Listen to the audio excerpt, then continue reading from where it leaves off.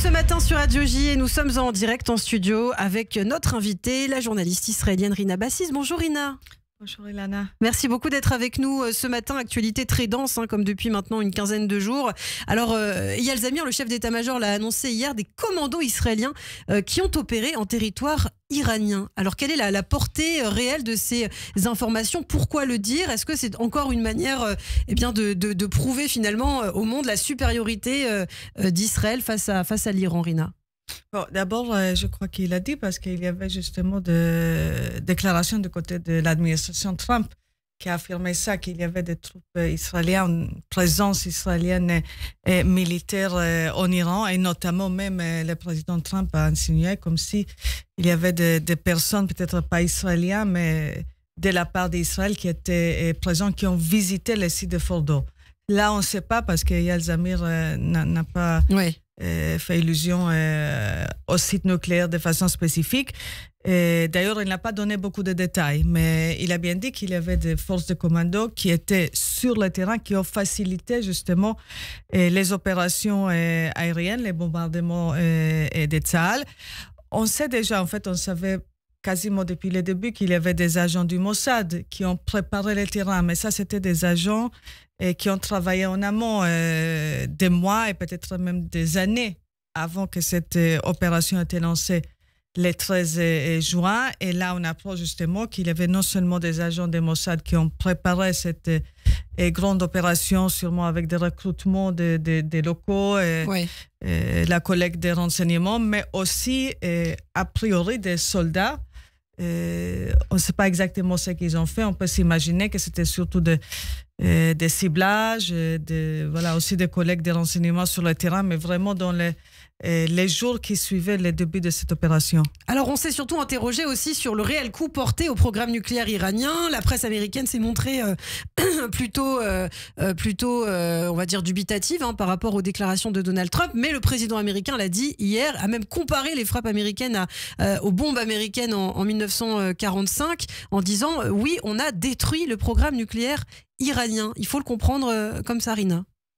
Moi, je pense qu'on est encore dans les flous. Moi, je pense qu'on ne sait pas encore. Et même, il y avait des déclarations il y avait une déclaration aussi qui a été publiée par le bureau du Premier ministre Benjamin Netanyahu qui a dit qu'Israël a porté des coups durs et que ces coups durs vont retarder les programmes nucléaires à plusieurs années. Ouais. Mais il n'y avait pas encore les détails et même le bureau de Netanyahu n'a pas dit que tous les sites étaient complètement détruits. Donc, je pense qu'il faudra attendre encore les services de renseignement israéliens ainsi, bien sûr, que les services de renseignement américains et d'autres autres agences de renseignement sont en train, en fait, non seulement d'analyser les photos et l'information qu'on a, mais de continuer à chercher des informations. Donc, restons un peu prudents. Ouais. Il y avait bien sûr ce rapport qui était publié par le New York Times et par le CNN, disant que les coups n'ont pas vraiment fonctionné. Mais Donald Trump s'est d'ailleurs énervé hier. Il a parlé de fake news.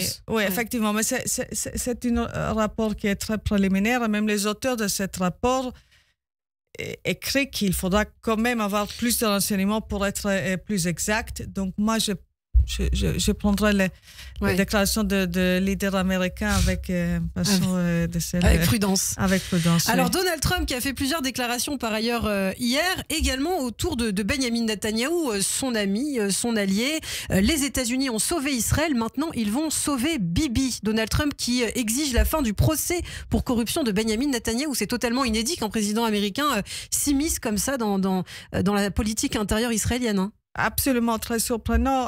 Et surtout après, on sait en fait qu'il y avait ces derniers jours aussi des discussions pas très faciles entre le président Trump et le premier ministre Benjamin Netanyahu, notamment justement après la frappe américaine et avec le président américain qui a estimé qu'Israël ainsi que l'Iran n'a pas respecté à la lettre cet accord de cessez-le-feu qui était signé.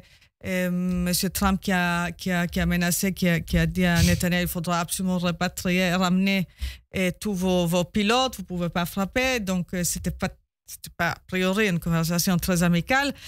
Et là, il vole au secours du premier ministre israélien, en fait, de façon absolument inédite parce que il s'est mis dans le procès, dans le système juridique israélien.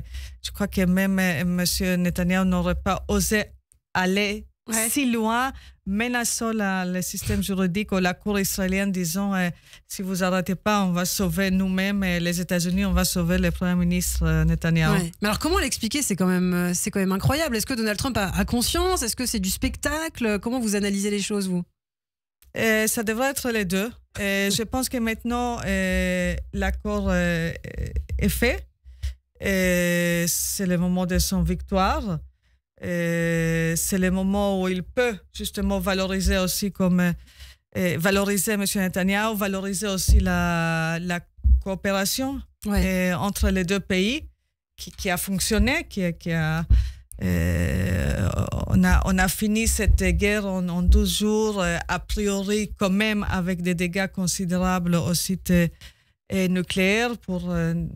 Trump, c'est une grande victoire. Il continue à montrer ces grandes victoires, disant non seulement je suis un leader absolument extraordinaire, mais regardez, on a travaillé de façon fantastique avec les Israéliens, on a travaillé de façon fantastique avec le Premier ministre israélien. Et si on a travailler de façon fantastique avec M. Netanyahou, ça veut dire que lui, il est parfait et il faut le protéger. Alors, un point peut-être aussi sur ce qui se passe à Gaza, Israël qui suspend l'aide humanitaire et Bezalel Smotrich, on l'a vu, qui menace de quitter le gouvernement si justement rien n'est fait pour endiguer ce problème de vol de l'aide humanitaire par le Hamas. Apparemment, c'est ce que déclare en tout cas Benjamin Netanyahou hier soir.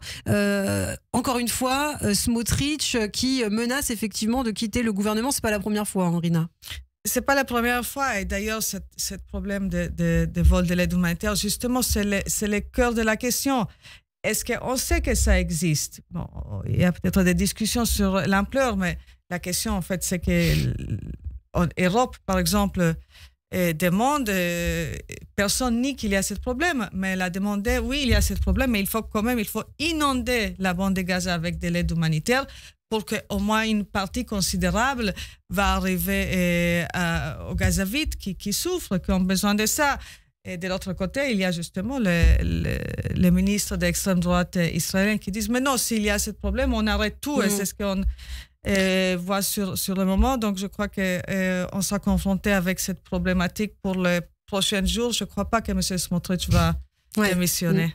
Une menace en l'air. Merci beaucoup, Rina Bassist. Merci d'avoir été avec nous ce matin en direct et je vous dis à très bientôt. Merci Ilana.